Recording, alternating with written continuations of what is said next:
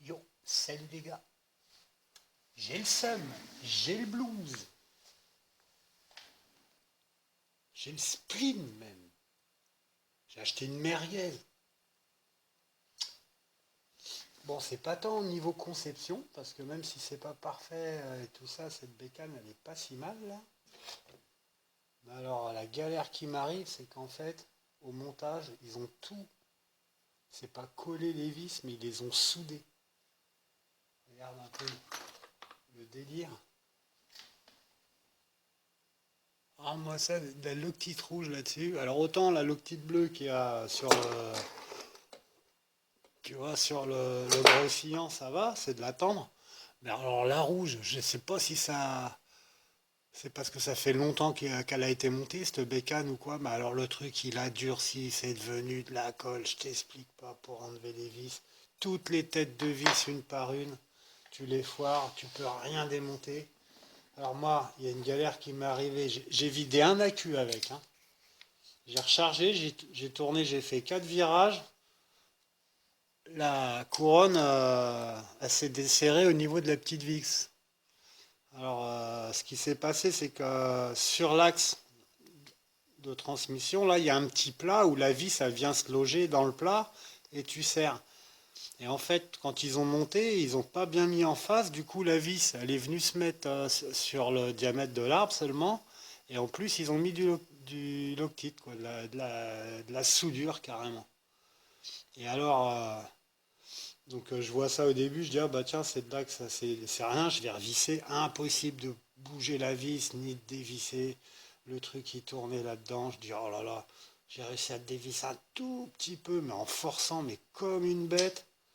Et après, bah, je t'explique pas toutes les autres vis, donc pour enlever les carters, ces deux vis là, j'ai chauffé au chalumeau avec, tu vois avec ce genre de truc là, j'ai chauffé au chalumeau. J'ai chauffé, j'ai tout essayé, l'acétone, le dégrippant, rien à faire. Carrément, à la fin, j'ai écarté les deux plaques là pour sortir l'axe. Là, c'est pareil, les deux vis de pignon, il n'y en a qu'une qui est venue, l'autre, j'ai pas réussi à l'avoir. Du coup, je peux même pas démonter mon pignon de chaîne. Enfin, franchement, c'est dommage quoi. Parce que cette bécane, elle est plus ou moins quand même dirigée vers les débutants. Un mec qui veut essayer la moto RC, qui débute avec ça, bah franchement, waouh. Bon, elle a pas beaucoup de patates par rapport. Bon, elle est en 3S, donc c'est un peu normal, tu vois, mais ça va encore. Au niveau de la vitesse, c'est tolérable. Après, au niveau de la maniabilité, bon, alors j'imagine que ça vient aussi du procédé là, tu sais, des biellettes. Mais ou alors je pense aussi du cerveau, il a l'air vraiment mou du genou le truc. Je vais quand même les changer et puis mettre un cerveau, je crois qu'il fait que 4 ou 5 kilos et vu le poids de la bécane, ça me paraît un peu light. Enfin, tu vois, elle a vraiment pas du tout de réaction, quoi. Quand tu tournes ta manette, faut attendre le lendemain pour que la bécane elle se couche, quoi. Alors ça marche, oui. Après, j'étais sur un terrain quand même qui est relativement adhérent. Tu vois, c'est de l'herbe rase, mais ça grille bien quand même. Alors quand tu es sur du gravier, tu vois, des stades de foot, des trucs comme ça dans la poussière, les petits gravillons, ça glisse, tu arrives peut-être à mieux tourner. Mais là, moi, il me fallait carrément tout toute la largeur de ma courbe pour prendre les virages. Et encore, il fallait vraiment que je descende la vitesse. Donc bon, c'est dommage quoi, c'est dommage. Avec la SR5, je prends un tiers de l'espace et la bécane, je la fais tourner nickel quoi. Même si des fois elle frotte aussi un petit peu sur les crash bars là, mais ça tourne vachement mieux, c'est vachement plus maniable et réactif et ça a 2 fois plus de pêche la SR5. Bon, mais c'est pas grave, on va la modifier et tout. Bon, là déjà j'ai réussi à me tirer d'affaire, j'ai réussi, mais alors je te jure, j'ai les mains. Oui, docteur, j'ai mal au doigt. Je t'explique pas, mais même avec des clés comme ça, des trucs. un délire pour dévisser 4 vis, tu vois. Donc là, franchement, même je vais appeler Conrad et puis moi je vais leur demander, peut-être pas qu'ils me remboursent, mais que voilà, qu'ils me fassent un truc commercial, quoi. Ouais, t'achètes un soi-disant un modèle réduit, tu peux rien démonter dessus. Alors, et ils ont même mis de la Loctite sur des trucs en plastoc, j'ai vu, tu vois. J'ai halluciné, quoi. Bon, pour ce qui est dans le plastique, ça va, ça arrivera à venir quand même. Mais alors, tout ce qui est vis sur métal, sur l'alu ou quoi, je t'explique pas le bordel. Bon, enfin bref.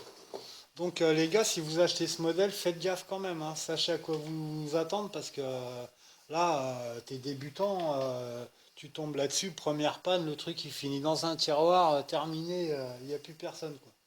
Donc, c'est vraiment con. Bon là j'ai quand même réussi, bon à part ces deux vis, la vis du pignon, bah voilà, hein, on va dire c'est soudé, je me débrouillerai si j'aurais besoin de changer plus tard, au moins je le sais.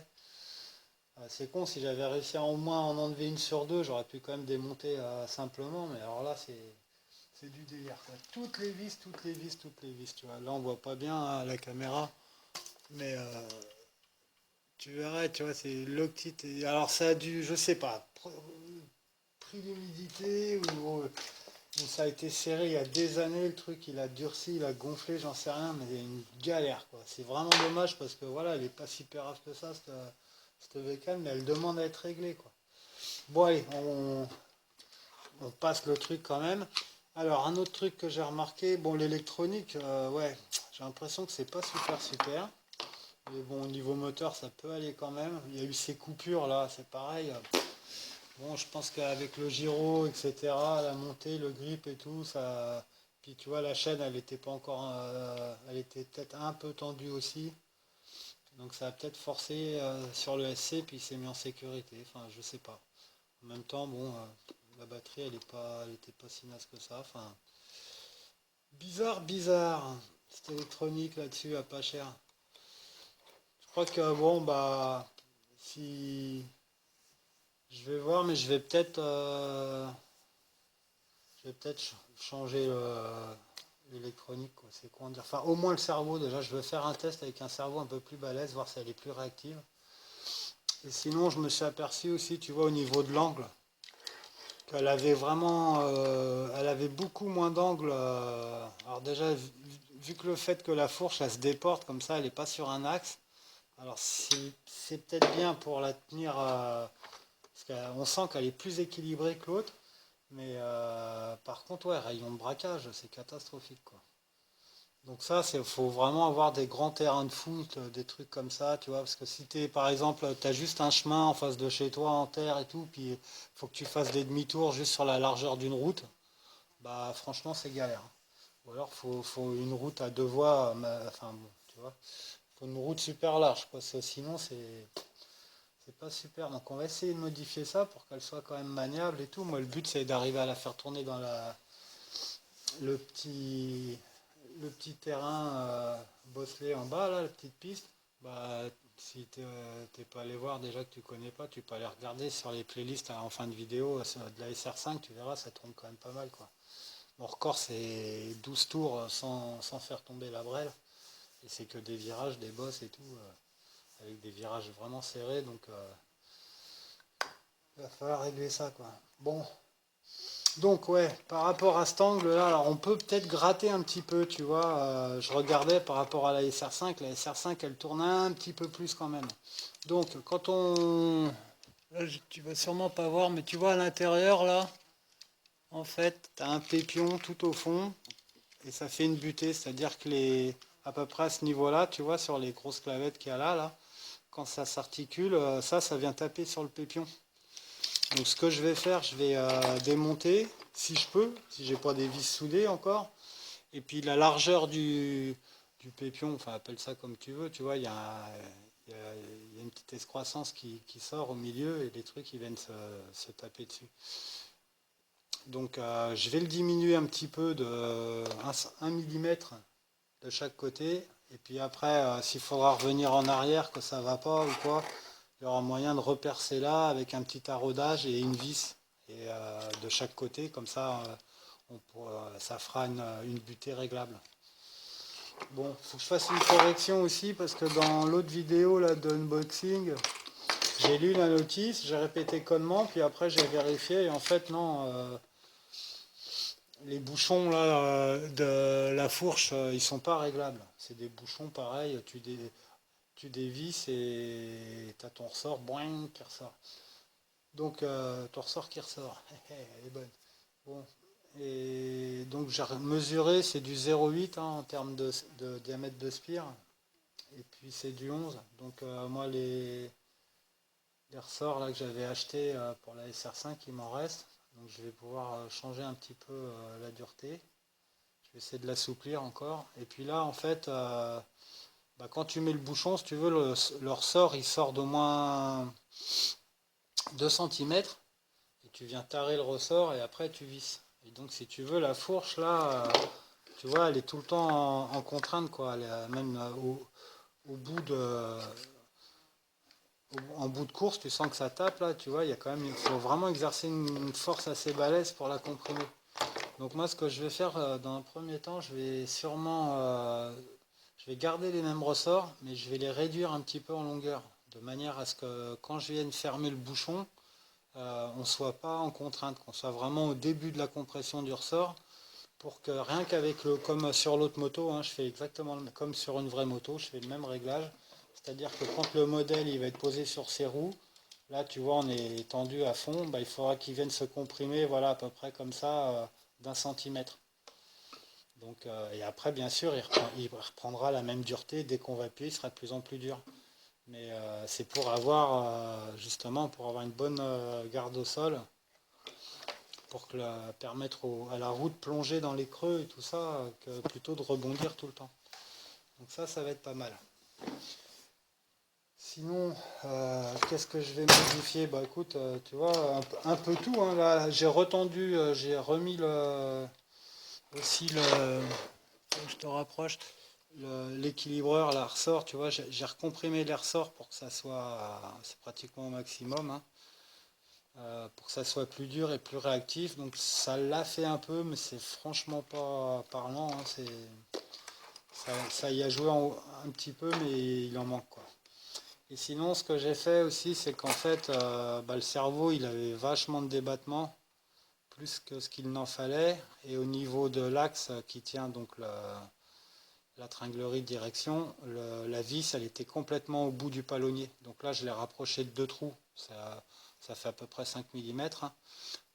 Comme ça, j'ai moins de débattement, mais c'était inutile parce que ça venait compresser les ressorts. Et puis, le cerveau, il travaillait pour rien. Mais par contre, je gagne en force. Donc, parce que là, vu que c'est 4-5 kilos, je sais pas, il m'inspire pas confiance, ce cerveau.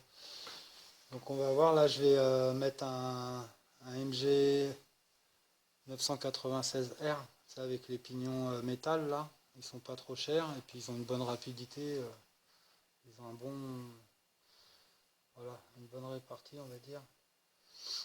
Donc après ça sera mieux.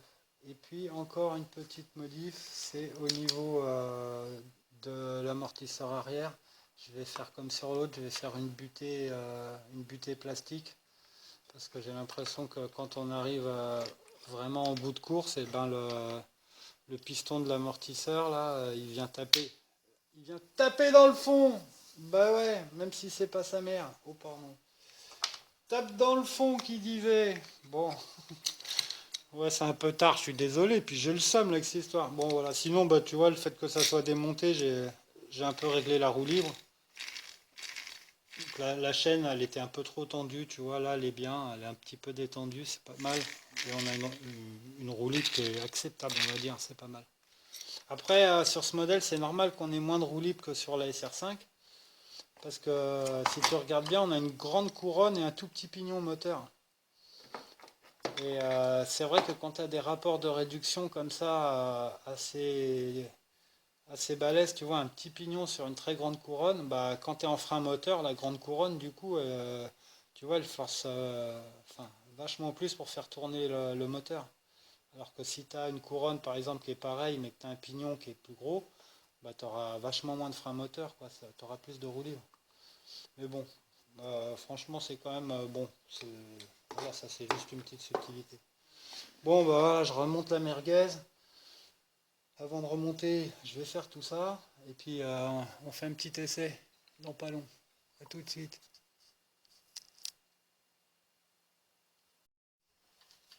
Bon, bah c'est parti. J'ai démonté la fourche là. Comme ça, on voit bien le système. Tu vois, c'est sur deux biellettes. Et en fait, bah, je croyais que c'était le. Tu vois, ce petit pépion là qui venait toucher. En fait, non, c'est les bords. On touche les bords. Donc en fait, je vais limer cette partie-là, celle-ci et celle-ci. Comme ça, on va gagner un léger angle de braquage en plus. Allez hop, c'est parti. Bon, je t'épargne la Dremel. Bon, bah voilà.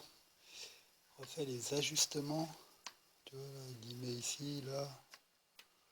Et du coup, bon, bah, on a gagné un petit angle quand même. On verra si ça fait prendre des virages plus courts ou pas. Allez, on continue. Ouf, ouf, ouf, ouf. Le calvaire est terminé. Oh là là. Hey, 7 heures. Il est 2h30 du matin là.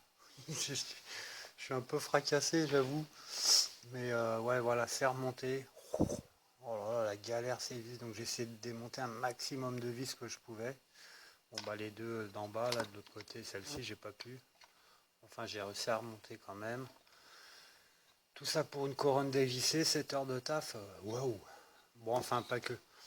J'ai remis le petit circlips dans le bon sens. J'ai mis aussi, comme je t'avais dit, un petit cylindre bloc pour la compression. J'ai retouché donc la fourche pour gagner un petit peu d'angle de braquage. Donc on verra demain si ça tourne mieux. Là le gyro est débranché, donc j'ai regardé le SC, il prend les 3S. Bon, par contre, sur un moteur de 4300 kV, ça va faire tourner vite, vite. Hein. Donc, il faudra être mollo, pardon, mollo sur la molette des gaz. Il ne faudra pas gazer à fond.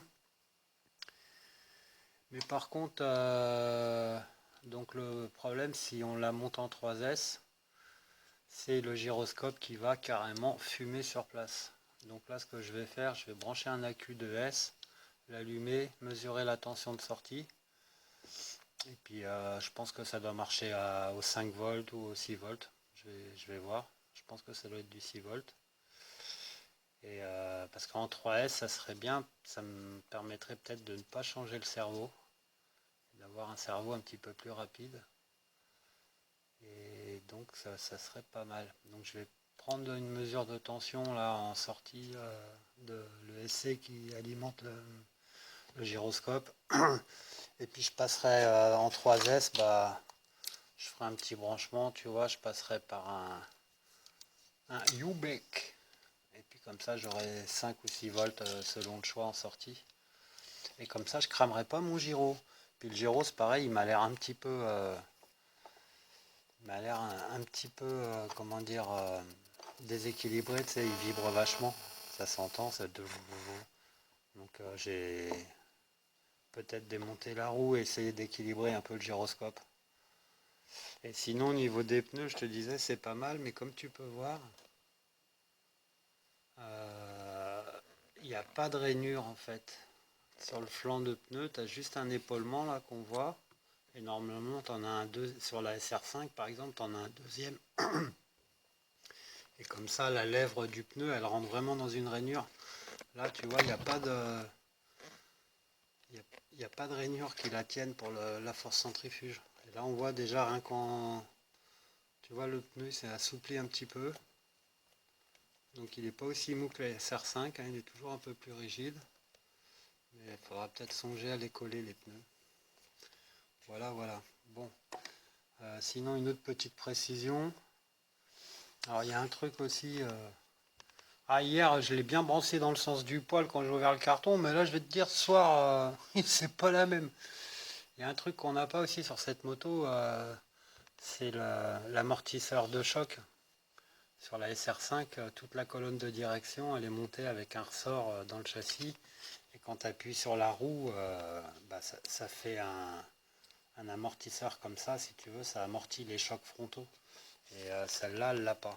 Donc celle-là, ça veut dire les sauts et tout ça, va falloir être indulgent, pas trop lui en demander parce que les chocs frontaux, bah, ils sont pas du tout amortis, quoi. Voilà, bon bah c'est déjà pas mal hein, pour aujourd'hui. Allez, un petit test de tension et puis je remonte ça pour faire l'essai de main. C'est parti. Bon bah c'est parti, allumage de radio, allumage de bécane. Non, si on met pas la queue, ça risque pas d'y aller. Il fatigue l'ancien là. Alors? Ah bah à 3 heures du mat, il est plus trop étanche, hein. Donne-moi la prise. Bon, les fils se touchent pas, non, c'est bon. Clac, allez magie.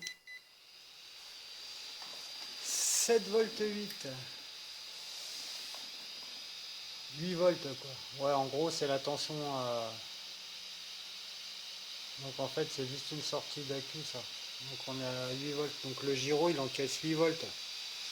Bon c'est pas mal. Petite expérience. Si on le faisait tourner à 6, qu'est-ce qui se passe? Alors attends.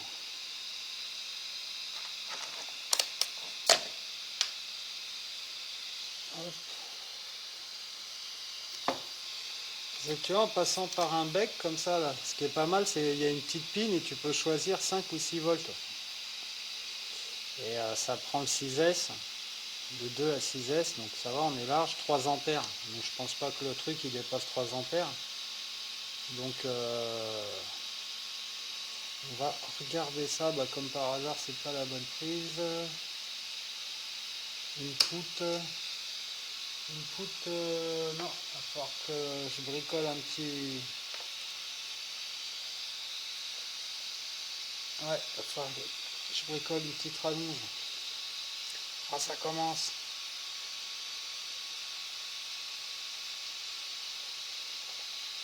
Bon, bah allez, je vais chercher ça, je te reprends après.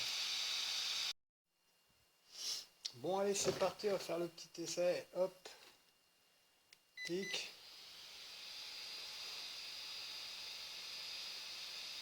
Bon, là je suis en 5 volts, il veut pas. J'ai bien branché le truc, j'ai pas mis à l'envers. Non. Bon, bah ça marche pas, ça doit être peut-être un peu trop fort pour le... Je sais quoi là, 5 volts, je vais essayer en 6 volts. Peut-être que... C'est parti.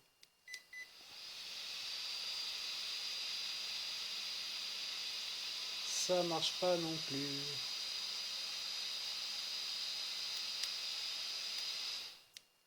Ok, on va pas insister.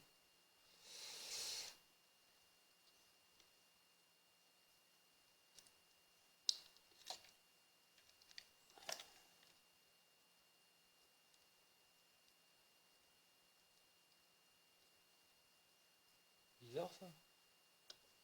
Là, comme ça marche. Bon, bah le bec, ça suffit pas. D'accord.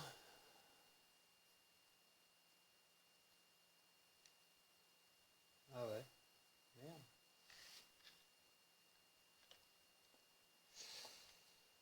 Alors, je sais pas ce qui se passe. Attends, je vais quand même refaire un test. Donc le gyro, ouais, faut il marche en 9 volts. En 6 volts, il devrait marcher. Peut-être moins vite, mais il devrait marcher. Non? Non, il dit que non, hein. Alors attends, hop, hop, vite. Donc là, je suis en 6. Ouais, je voulais juste prendre une tension.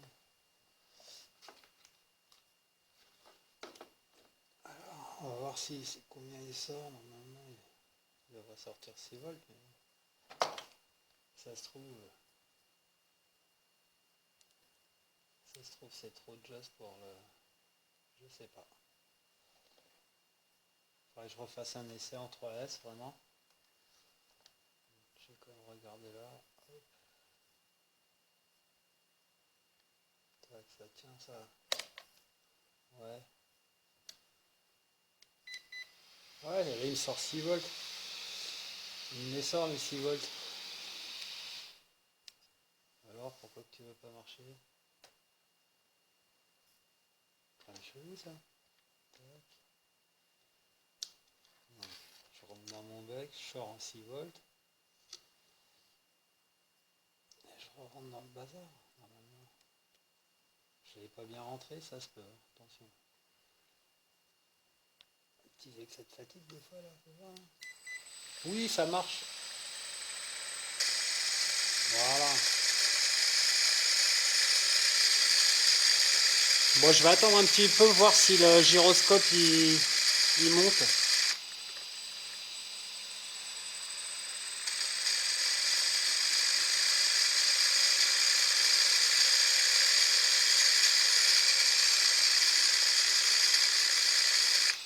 Ouais, non, il coupe. Apparemment, ça pompe plus que 3 ampères, ça, c'est vrai. Ouais, tu vois, il se lance, mais là, on est bien 6 volts, hein. Ouais. Il se lance, mais quand il rentre dans les tours, il coupe et il redémarre. Bon, je réessaye une fois.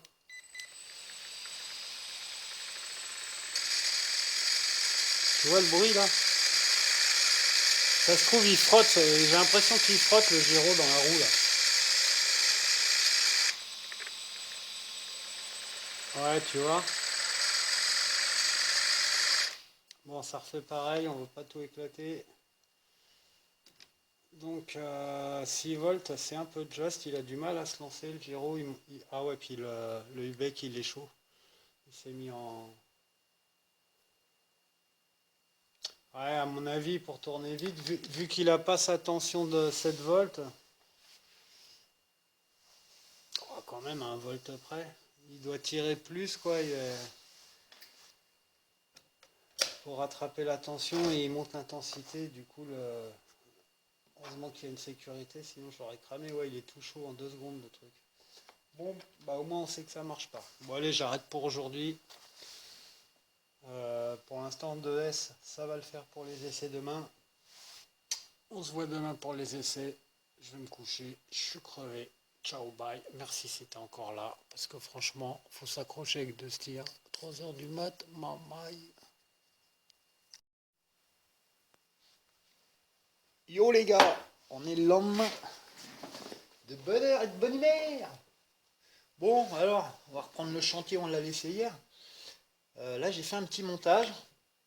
Donc j'ai branché la Q et puis j'ai branché un ampère-mètre en série, hein, pour mesurer le courant que le gyroscope a besoin. Alors c'est parti, hop, on allume quand même la radio. Donc là tu vois il démarre, je sais pas si tu vois les chiffres sur le. On est à 1 ampère 6, 1 ampère 7 et il coupe. Tu vois, 1 ampère 7 il coupe. Ah, il monte petit à petit, 1 ampère 8 il a coupé, 1 ampère 8 il a coupé. Ah d'accord. Donc bah, c'est bizarre parce que donc c'était pas le bec qui coupait, c'était le contrôleur. À 1,8 ampères, il coupe et il redémarre. Il n'arrive pas à monter en vitesse. Bon, c'est bizarre quand même. Bon, je vais refaire un essai à vide. Donc, j'enlève le branchement de l'ampère-mètre et je remets en direct. Et là, il va démarrer cet enfoiré.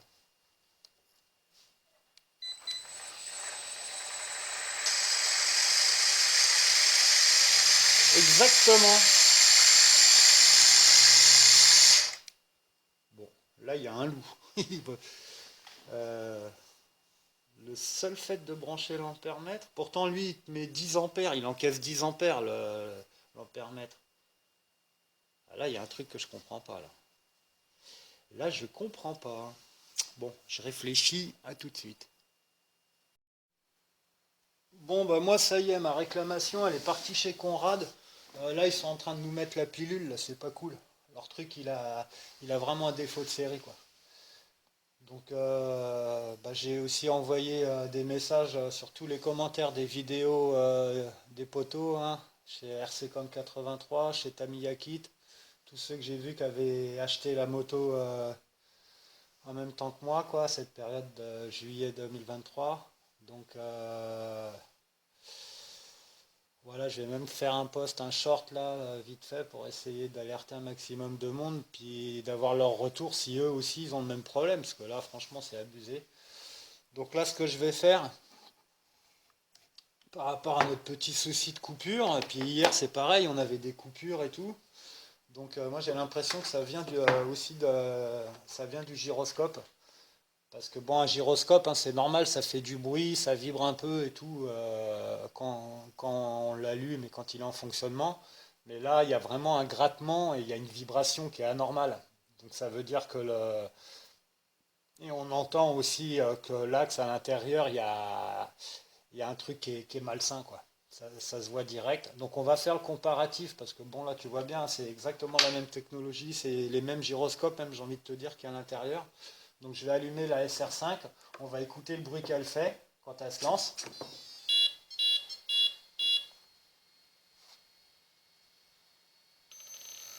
Voilà. Alors écoute bien.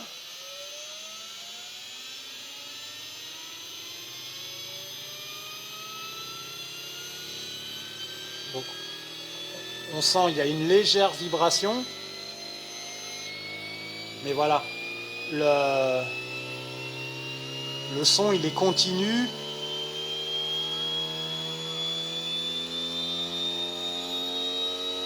Et je sais qu'elle marche bien, que c'est efficace. Elle n'a pas de coupure, rien, tout va bien.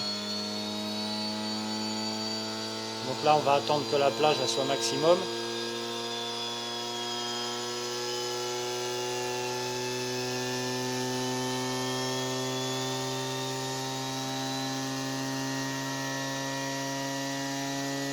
Désolé si la vidéo elle est un peu longue, mais bon. Si on veut avoir des billes aussi devant le constructeur en leur montrant qu'on a tous le même problème, il va peut-être réagir quand même, quoi. Donc voilà, là on est à peu près au régime maximum, hein. Je suis réglé à 12 000 tours, donc le régime le plus haut. Et donc quand je pose ma main sur le gyro, il y a une légère vibration, mais c'est normal, hein. Après ça peut pas être équilibré non plus au centième de gramme. Mais on va dire c'est correct, quoi. Il y a une légère vibration, mais pas de tremblement. Bon, je vais couper. Donc j'étais en 2S, hein, et maintenant on va procéder à la même chose avec la Rilly de chez Conrad. Bon, je te reprends dès que mon gyro est arrêté, je te reprends tout de suite après. Bon, c'est parti, maintenant on va comparer avec la Rilly, voir ce qui se passe. Donc c'est le même accu, hein. Voilà. T'entends là déjà?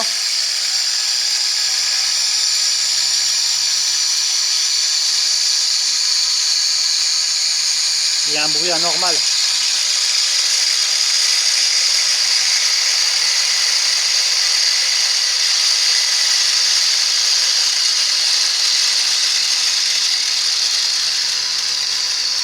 Et là on sent la vibration. J'ai toute la table, voilà, toute la table qui tremble. Bon, je vais devoir parler un peu plus fort, désolé pour les oreilles, parce que là, je sais pas ce que ça rend en vidéo, mais je te promets que, ah ouais, il y a carrément tout tremble.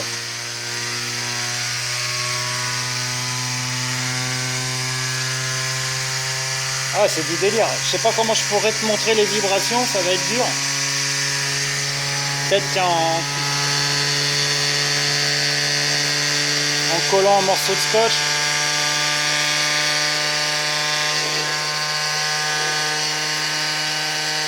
Tiens, regarde comment ça vibre. Regarde ça. Et pourtant c'est du scotch.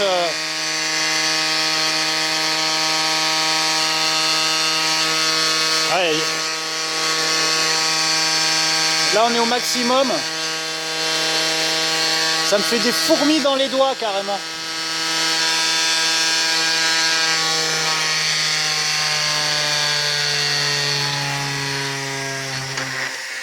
Bon, stop le supplice là. Bon bah là, pour moi, il y a vraiment il y a plusieurs problèmes de conception là.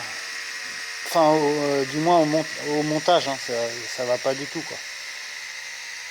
Là, ils sont en train de nous filer une fin de série, ils sont en train de nous donner tous les retours, toutes les machines défectueuses quoi. Donc les gars, là, je tire la sonnette d'alarme. Hein. Faites tourner cette vidéo en masse, bah, surtout aux possesseurs de cette moto. Et puis surtout, il faudra en informer bah, les consommateurs, quoi, que les gens... parce que là, en plus, avec le buzz de chez Losi, tout le monde va rentrer un petit peu dans la fascination. Et puis, il y a beaucoup de gens qui vont se rapprocher de cette machine du fait de son prix, qui est beaucoup avec... une Losi, tu t'en payes trois comme ça, tu vois. Donc forcément, il y a plein de gens qui vont opter pour ce truc-là. Et bah, si on pouvait carrément se faire un hashtag quelque chose, ou au moins se regrouper et faire une réclamation groupée vers Conrad, parce que voilà quoi. Hein. Comme on dit, faut pas prendre les gens pour des cons, mais faut pas prendre des cons pour les gens non plus, tu vois. Là, ça va pas du tout. Donc j'attends vos retours avec impatience. Je crois que je vais arrêter donc le test là. Bon, je vais essayer de la faire rouler quand même vite fait, hein, pas de faire une vidéo de 2000 ans, pour qu'on voie si au moins mes modifs là que j'ai fait, ça arrive à faire virer la moto un peu plus sur des distances un peu plus courtes. Parce que là, franchement, c'est un porte-avions le machin. Tu vois, sur un chemin, c'est impossible de faire un demi-tour. Bon, allez, merci d'avoir suivi, les gars. On se tient au jus. J'espère que mon cri d'alarme ne va pas tomber dans les oubliettes. Et puis, on se retrouve de toute manière pour des essais. Une nouvelle vidéo très prochainement. On va arriver quand même à sortir quelque chose de ce truc-là. Allez, ciao, bye. Merci.